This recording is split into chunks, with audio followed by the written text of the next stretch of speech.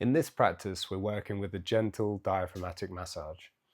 The aim here is to reduce tension and strain and invite the diaphragm back towards its natural resting position. So you can sit down at wherever's comfortable. You could lie down if you prefer.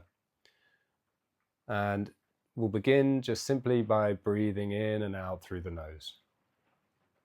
You're going to take your hands to the lower edge of the ribs and feel your fingers and thumbs just resting underneath the ribs. And we're going to use the hands as a point of contact, not to force anything, but to offer a very gentle release.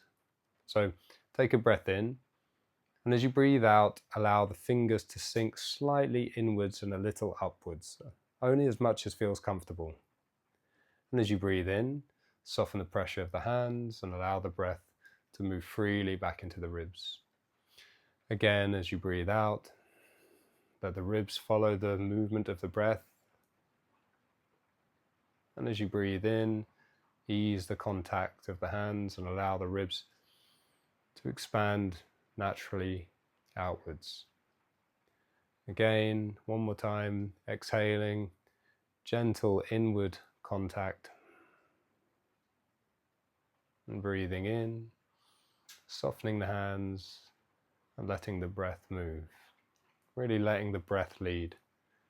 So there's no pushing, no forcing. It's very gentle massage to yourself. Okay, on your next inhale, gently release the hands.